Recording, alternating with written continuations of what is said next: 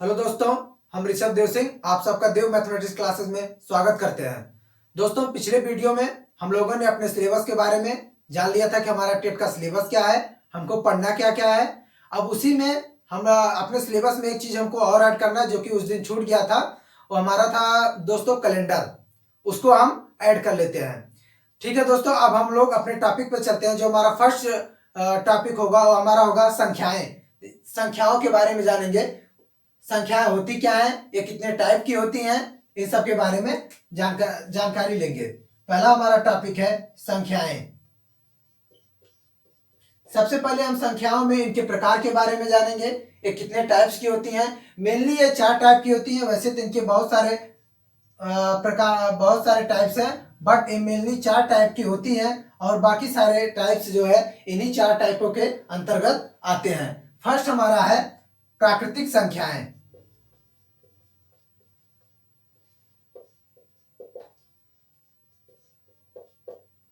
दूसरा है वास्तविक संख्याएं।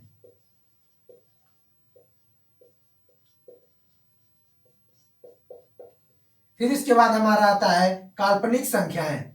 क्या दोस्तों? काल्पनिक संख्याएं। फिर आता है हमारा सम्मिश्र संख्याएं।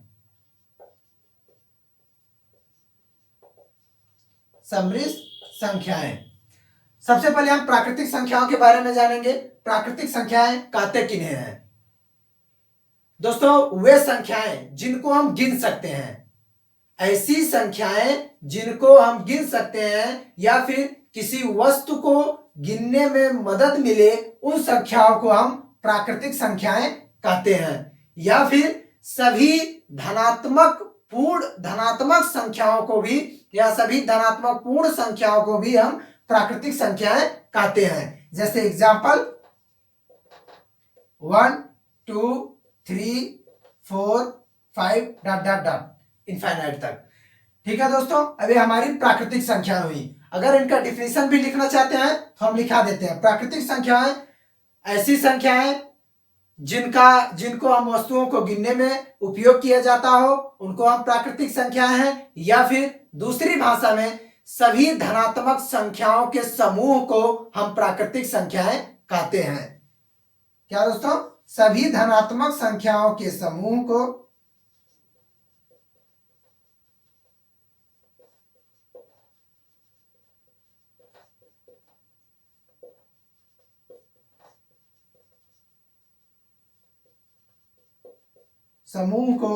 हम प्राकृतिक संख्याएं कहते हैं।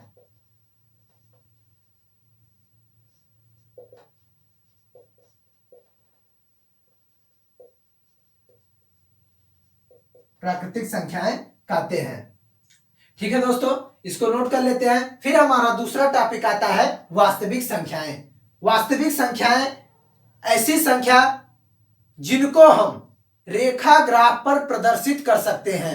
ऐसी संख्याएं जिनको हम रेखा ग्राफ पर प्रदर्शित कर सकते हैं, दर्शा सकते हैं या फिर लिख सकते हैं, उन संख्याओं को हम वास्तविक संख्याएं कहते हैं। ठीक है दोस्तों, इसको नोट कर लीजिए। इसके बाद हम वास्तविक संख्याएं फिर से हम बोलते हैं।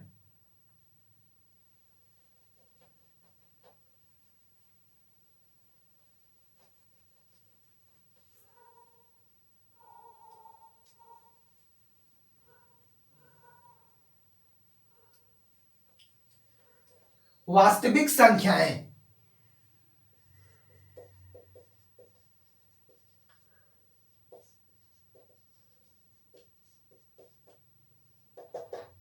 वास्तविक संख्याएं ऐसी संख्याएं जिनको हम रेखा ग्राफ पर प्रदर्शित कर सकते हैं, या फिर जिस संख्या को हम रेखा ग्राफ पर प्रदर्शित कर सकते हैं, या फिर जिस संख्या को हम रेखा ग्राफ पर लिख सकते हैं, उस संख्या को हम वास्तविक संख्याएं कहते हैं। देखते हैं दोस्तों, इसका डिफिनेशन लिख सकते हैं। जिस संख्या को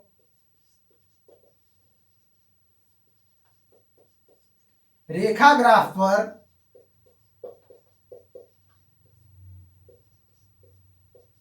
लिखा जा सकता है,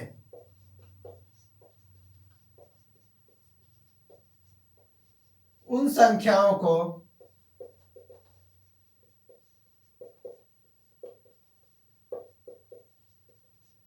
हम वास्तविक संख्याएं कहते हैं।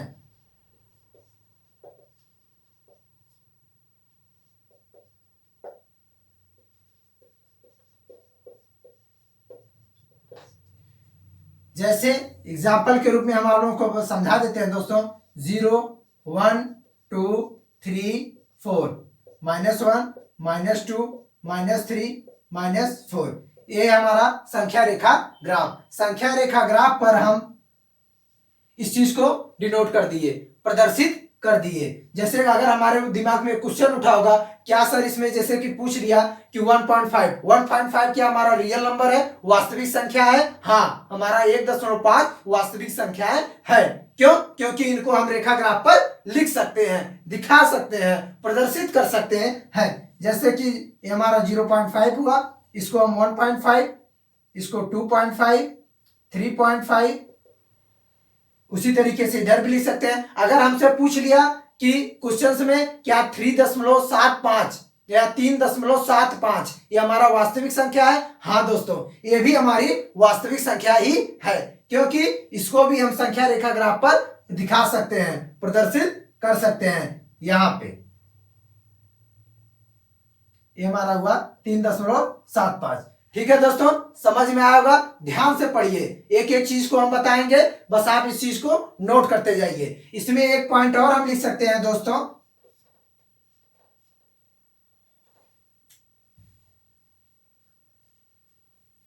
एक पॉइंट और हम बोल देते हैं, वास्तविक संख्याओं का वर्ग।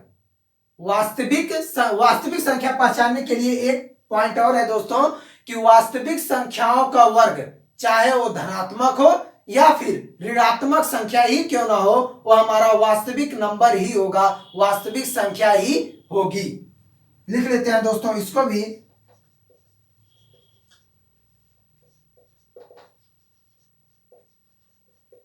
वास्तविक संख्याओं का वर्ग चाहे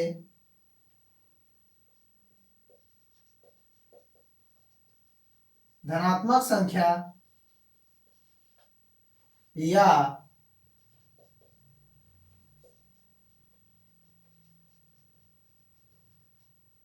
ऋणात्मक संख्या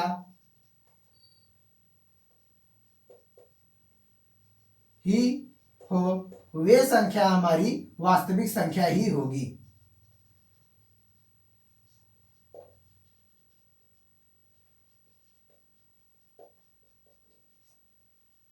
वास्तविक संख्याओं का वर्ग, चाहे वो धनात्मक संख्या हो या फिर ऋणात्मक ही क्यों ना हो, वे हमारी संख्या क्या होंगी? वास्तविक संख्या ही होगी। नोट करते हैं इसको, या फिर आप लोग इसको स्क्रीनशॉट ले लीजिएगा। अब हमारा नेक्स्ट टॉपिक है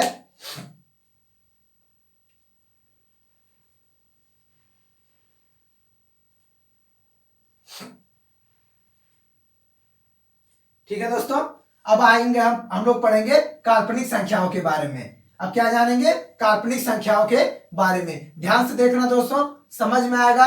जो चीजें ना समझ में आए वो आप हमको कमेंट बॉक्स में बता सकते हैं, या फिर हमारे व्हाट्सएप का लिंक आज हम डिस्क्रिप्शन में डाल देंगे, आप उस व्हाट्सएप के लिंक को ज्वाइन कर लीजिए। वहां पे भी हमसे आप पूछ सकते हैं, सर ये चीज नहीं समझ में आई, ये चीज हमको नहीं आ रही, या फिर कोई क्वेश्चन हो, कोई भी डाउट हो, हम उस चीज को बताएंगे। ठीक है दोस्तों, अब हम पढ़ेंगे किसके बारे में? काल्पनिक संख्याएं, इमेजिनरी नंबर।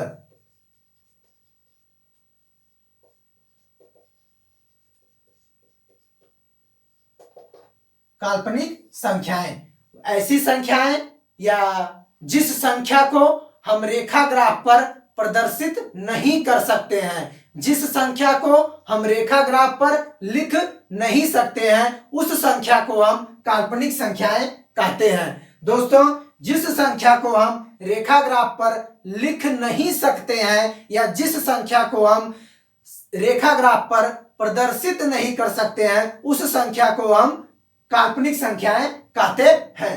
ठीक है दोस्तों, लिखते हैं, जिस संख्या को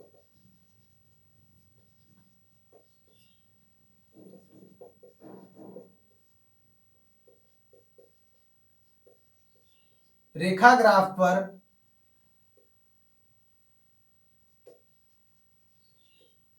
लिखा नहीं जा सकता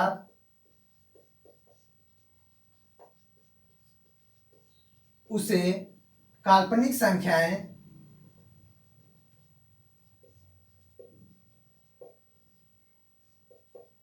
कहते हैं। जिस संख्याओं को रेखा ग्राफ पर लिखा नहीं जा सकता उस संख्या को हम काल्पनिक संख्याएं कहते हैं। ठीक है दोस्तों, अब इसमें एक चीज और हम लोग जानेंगे। हमारा फर्स्ट पॉइंट हुआ। सेकंड पॉइंट, किसको और काल्पनिक संख्याएं कहते हैं, किस काल्पनिक संख्या की और क्या क्या पहचान हो सकती है। ऋणात्मक संख्याओं का वर्गमूल, ऋणात्मक संख्याओं का वर्गमूल को हम काल्पनिक संख्याएं कहते हैं। क्या दोस्तों, ऋणात्मक संख्याओं का वर्गमूल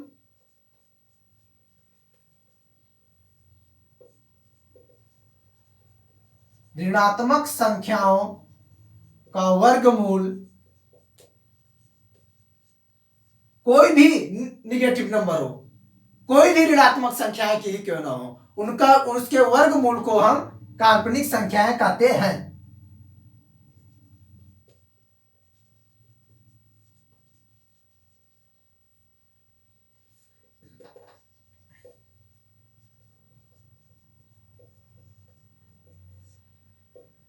या फिर ऐसे नंबर जो हमारे किसके किसके रूप में लिखो, अंडर रूट के रूप में, रूट के अंदर हो या निगेटिव हो, उनको हम क्या बोलेंगे, ऋणात्मक संख्याएं कहते हैं। जैसे under root -16, under root -14, under root -8, under root -3, ये हमारी सब क्या है, काल्पनिक संख्याएं हैं। ये हमारी काल्पनिक संख्याओं को प्रदर्शित कर सकती हैं। अब इसमें एक चीज और जानेंगे काल्पनिक संख्याओं के बारे में। आई के बारे में जानेंगे।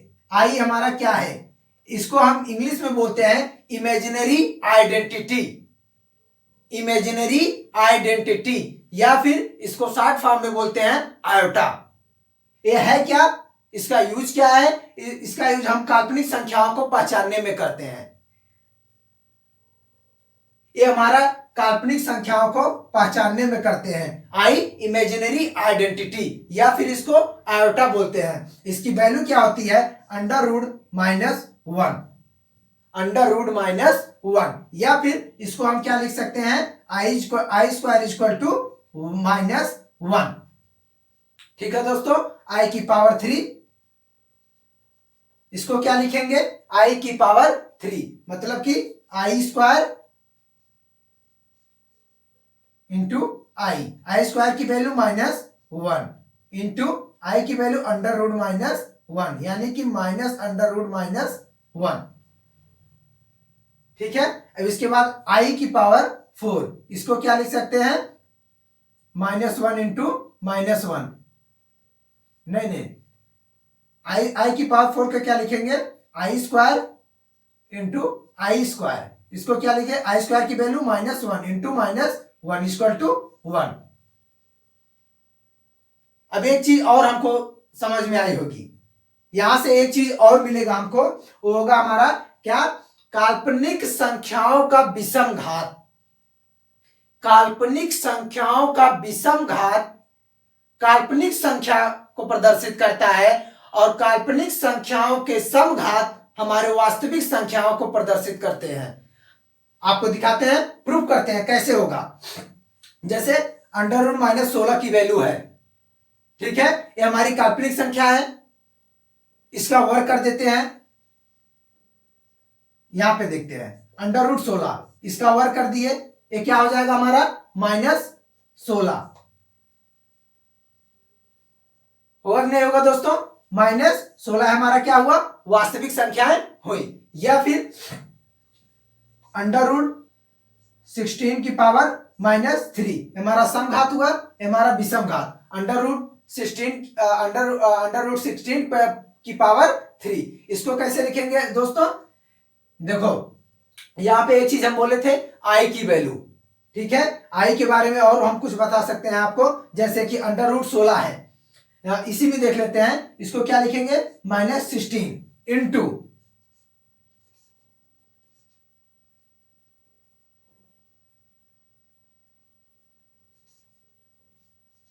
-16।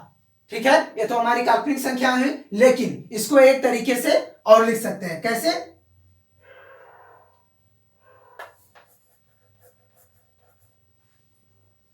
ऊपर बताते हैं, इसको आप लोगों ने नोट कर लिया होगा। ठीक है, एक एक चीज को बताएंगे दोस्तों, सब बताएंगे धीरे धीरे, एकदम आसान तरीके से, हर चीज समझ में आएगी।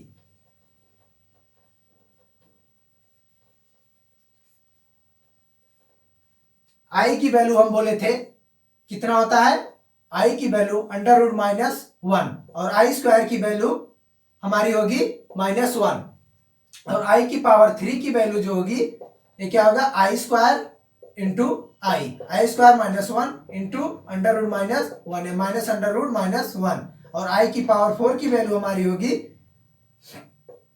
आई स्क्वायर इंटू आई स्क्वायर।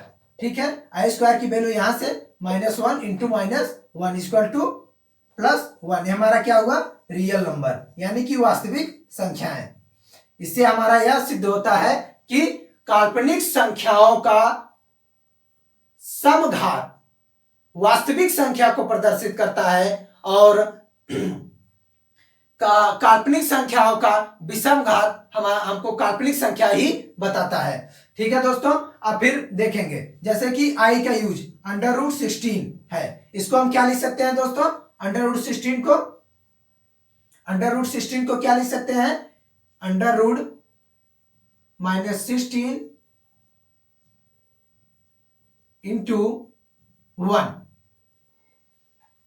समझ में आया? लिख सकते हैं, इसको क्या लिख सकते हैं, 4, 16 का वर्गमूल 16 का 4 होता है। इसके बाद बचता क्या हमारा, -1 बचेगा। -1 क्या है हमारा, आई, ये हमारा क्या हुआ, इमेजिनरी नंबर या फिर काल्पनिक संख्याएं। समझ में आई होगी? यस। ठीक है, अब हम नेक्स्ट चीज जानेंगे, हमारा जो है समृद्ध संख्या है। नहीं, एक चीज और, हम इसमें एक पॉइंट और इसमें नोट डाल के आप लोग लिख लीजिए, नोट डाल के एक चीज और लिख लीजिए। क्या जो बोले थे, क्या काल्पनिक संख्याओं का समघात, काल्पनिक संख्याओं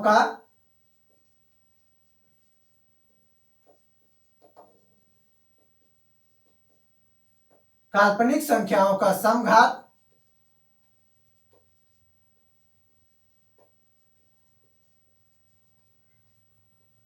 काल्पनिक संख्या ही होती है, काल्पनिक संख्या को प्रदर्शित करता है।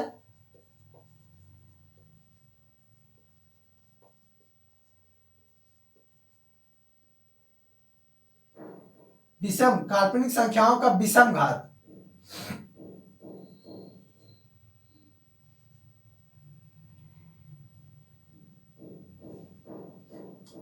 सॉरी दोस्तों, लिखने में मिसप्रिंट हो जा रहा है। काल्पनिक संख्याओं का विषम घात, काल्पनिक संख्याओं का विषम घात काल्पनिक संख्या को प्रदर्शित करता है, और उसका जो समघात होता है,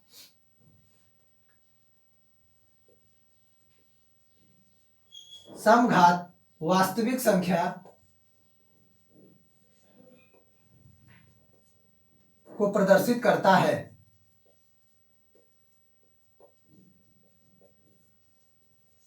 काल्पनिक संख्याओं का मतलब प्रदर्शित करता है। जैसे एग्जाम्पल के रूप में -√-16, ये हमारा क्या है, एक काल्पनिक नंबर है। इसका हम जैसे समघात स्क्वायर ले लिए, क्या आ गया, 16। ये हमारा क्या हो गया, इसको हम क्या बोल सकते हैं दोस्तों, वास्तविक संख्याएं। इसको क्या बोल सकते हैं, वास्तविक संख्याएं। अगर यहीं पे हम या फिर कोई इसको एक लैंग्वेज में और लिखा जा सकता है, एक चीज और हम इसको लिख सकते हैं। कैसे, देखते हैं। आई के रूप में, आई के रूप में भी अगर हमको लिखा हुआ मिल गया तो हम कैसे पहचानेंगे कि हमारा काल्पनिक संख्याएं हैं या फिर वास्तविक संख्याएं हैं। देखते हैं, √-16 या -√16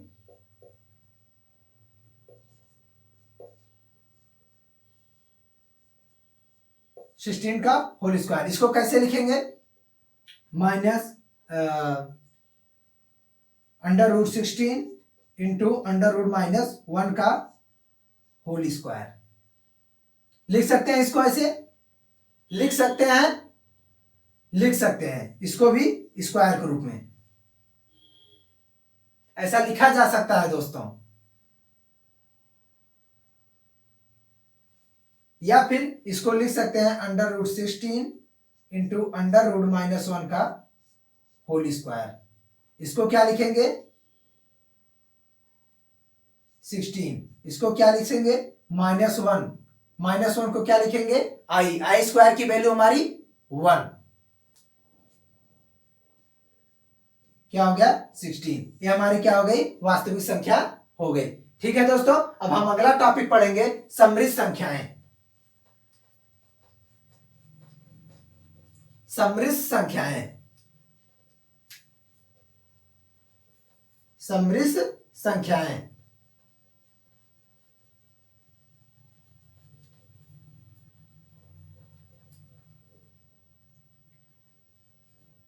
समृद्ध संख्याएं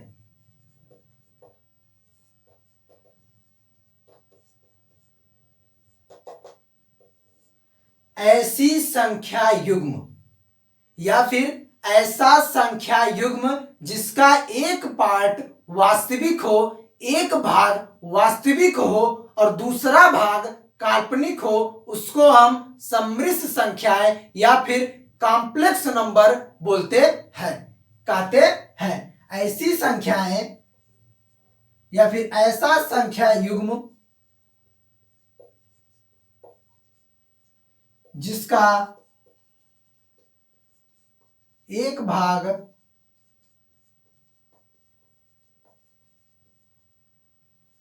वास्तविक हो और दूसरा भाग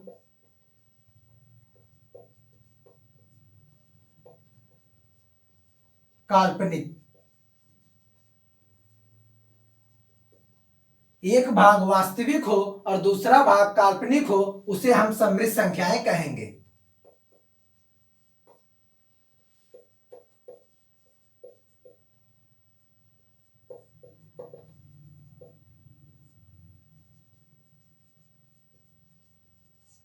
समृद्ध संख्याएं कहते हैं। एग्जाम्पल देखते हैं, जैसे दोस्तों a प्लस आई बी, ये हमारा क्या है? वास्तविक संख्या है। और आई बी हमारा क्या है? ये हमारा काल्पनिक संख्या है। काल्पनिक संख्या क्यों है दोस्तों? क्योंकि इसके साथ आई जुड़ा हुआ है। आई हमारा क्या डिनोट करता है? हमारा इमेजिनरी आइडेंटिटी, हमें बताता है, हमें पहचान कराता है कि यह नंबर हमारा क्या है? काल्पनिक है।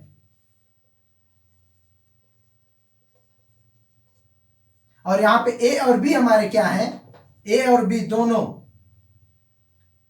वास्तविक संख्याएं हैं, रियल नंबर, वास्तविक संख्याएं हैं।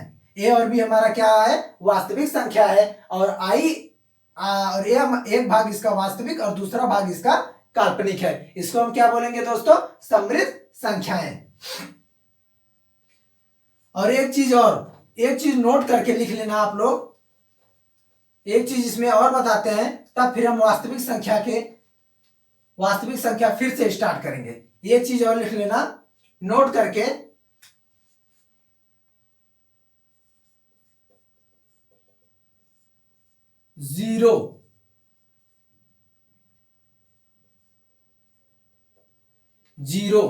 जीरो क्या है? जीरो क्या है? इस एक हिसाब से देखा जाए तो इसको हम उदासीन नंबर भी बोल सकते हैं, या फिर ये हमारा वास्तविक और काल्पनिक दोनों होता है। जीरो को हम वास्तविक संख्या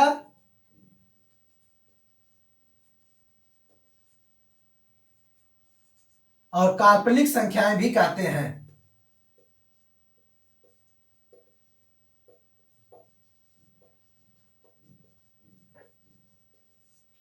और इसको हम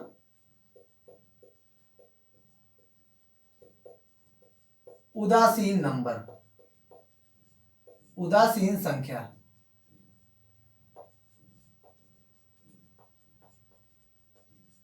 उदासीन संख्या भी कहते हैं। ठीक है दोस्तों, अब हम वास्तविक संख्या में एक एक पार्ट को जानेंगे। वास्तविक संख्याओं में एक एक पार्ट को उसके हम समझेंगे।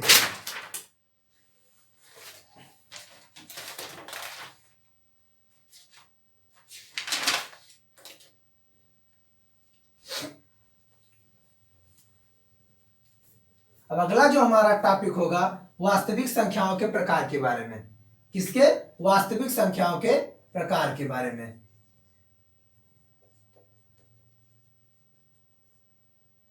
वास्तविक संख्याएं दो प्रकार की होती हैं। कौन कौन? परिमेय संख्या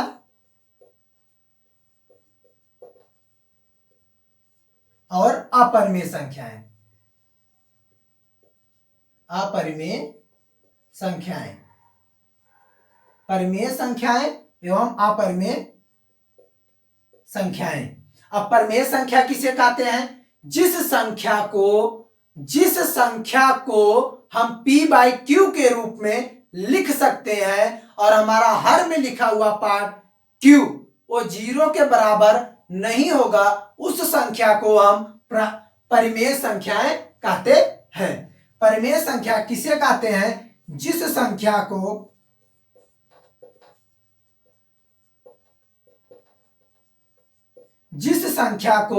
हम p/q के रूप में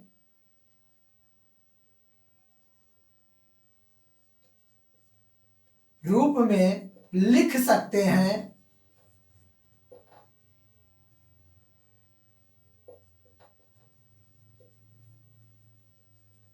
उसे परिमेय संख्याएं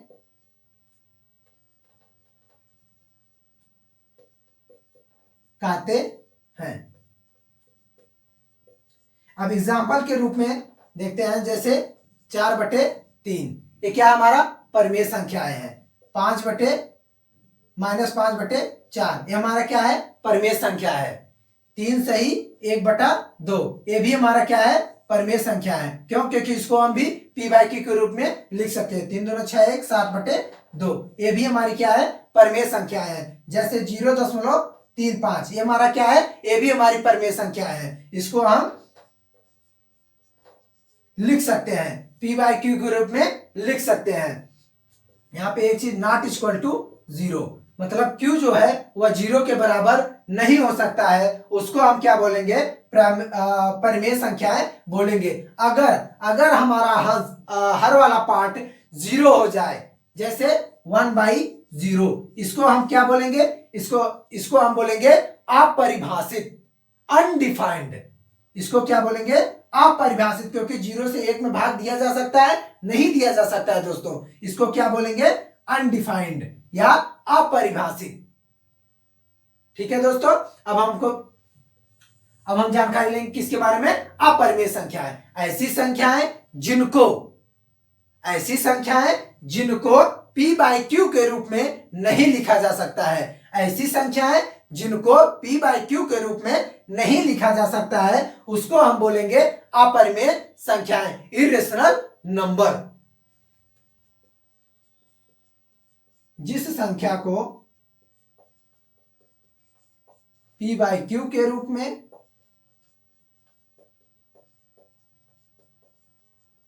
नहीं लिखा जा सकता,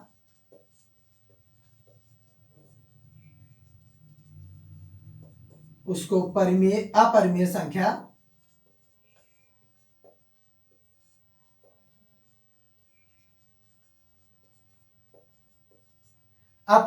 अगर हम अपरिमेय संख्या जान गए, क्योंकि अपरिमेय संख्या कुछ ही संख्याएं हैं जिनको हम अपरिमेय संख्या कहते हैं। फिर देखते ही, जैसे क्वेश्चन में कोई क्वेश्चन, पहले हम देखेंगे अपरिमेय है कि नहीं है। अगर अपरिमेय नहीं है तो परिमेय होगा ही, 100% श्योर है कि परिमेय तब होगा ही। इसको याद करने की कोई जरूरत, कितना परिमेय संख्या में आ रहा है याद करेंगे। इसीलिए अपरिमेय संख्या के बारे में अच्छे से बता देते हैं। उसके अलावा जो कुछ भी होगा वो हमारा परिमेय संख्या ही होगी।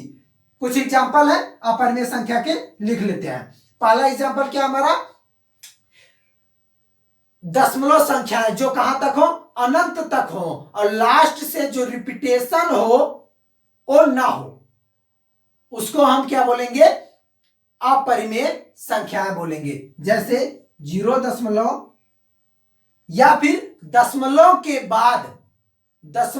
के बाद संख्या एक निश्चित सीमा तक ना लिखी हो। दशमलव के बाद संख्या या नंबर एक निश्चित सीमा तक ना लिखा हो, उसको हम बोलेंगे अपरिमेय संख्याएं। जैसे 0.35876 डॉट डॉट डॉट इनफाइनाइट, ये हमारा क्या है, अपरिमेय संख्या है। क्यों? क्योंकि इसको हम p/q के रूप में नहीं लिख सकते हैं दोस्तों। दूसरा पाई, तीसरा ई, इसको क्या बोलेंगे, एक्सपोनेंशियल। क्या बोलेंगे, एक्सपोनेंशियल या चरघातांकी। इसको क्या बोलेंगे, एक्सपोनेंशियल नंबर या चरघातांकी। पाई की वैल्यू दोस्तों क्या होती है, 3.14 डॉट डॉट डॉट डॉट। इसको भी हम नहीं लिख सकते हैं क्योंकि 3.1444 डॉट डॉट डॉट इनफाइनाइट तक होता है। ठीक है। ई की वैल्यू क्या होती है, 2.7128 dot dot dot dot something. ठीक है, एक्सपोनेंशियल वैल्यू। इन संख्याओं को हम अपरिमेय संख्या बोलेंगे। और इसके अलावा दोस्तों अंडर रूट में लिखी गई सारी संख्याएं जो पूर्णतः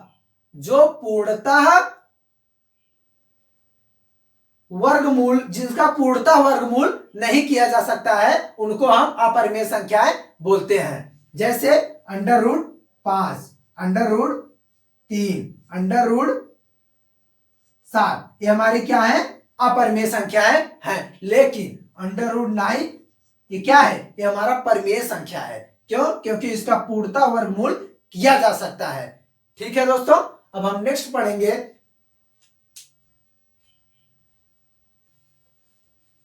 अभी हम लोग वास्तविक संख्या के ही बारे में पढ़ रहे हैं और वास्तविक संख्या के बारे में ही इस पूरे चैप्टर में भी हमको पढ़ना है, क्योंकि सारी संख्याएं इसी के अंतर्गत आती है जो कि हमारे सिलेबस में है।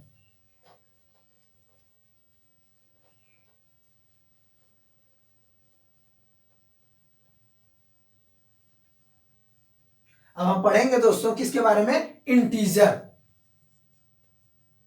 पूर्णांक के बारे में पढ़ेंगे।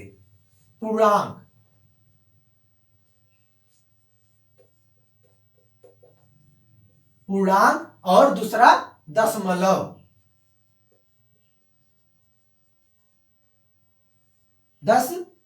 सबसे पहले हम दशमलव के बारे में पढ़ेंगे, फिर हम पूर्णांक के बारे में पढ़ेंगे। ठीक है दोस्तों, दशमलव हमारा 2 टाइप का होता है, एक शांत दशमलव, दूसरा अशांत दशमलव। शांत दशमलव, दूसरा अशांत दशमलव।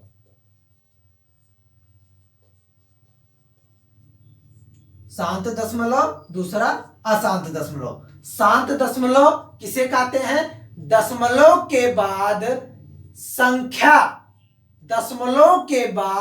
संख्या निश्चित सीमा तक लिखी गई हो, उसको हम शांत दशमलव कहते हैं। दशमलव के बाद संख्या, ध्यान से सुनिएगा दोस्तों, दशमलव के बाद संख्या निश्चित सीमा तक, जैसे 0.3578 एक निश्चित है कि 8 तक लिखा गया है। ठीक है, ये हमारा क्या है, शांत दशमलव है। अशांत दशमलव किसे कहते हैं, दशमलव के बाद लिखी गई संख्या निश्चित सीमा तक ना हो, कहां तक हो, इनफाइनाइट तक, उसको हम क्या बोलेंगे, अशांत दशमलव। 0.3765 डॉट डॉट डॉट इनफाइनाइट। या फिर अशांत दशमलव किसको बोलेंगे, एक सेकंड दोस्तों, सॉरी।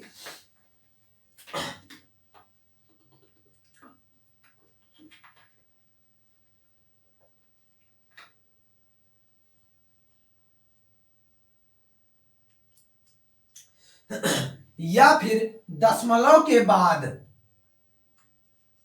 संख्या का रिपीटेशन, कहां से? अंत से। अंत से संख्या का रिपीटेशन या संख्याएं बार बार रिपीट होती हो, उसको भी हम क्या बोलेंगे? अशांत दशमलव। क्या बोलेंगे? अशांत दशमलव। शांत दशमलव क्या होता है जान गए?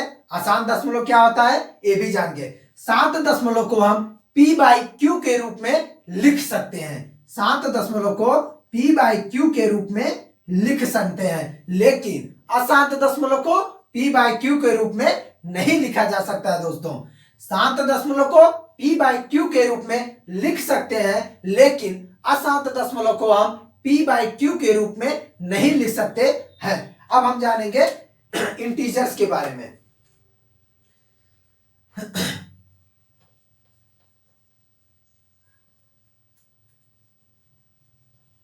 पूर्णांक। अब हम पढ़ेंगे पूर्णांक।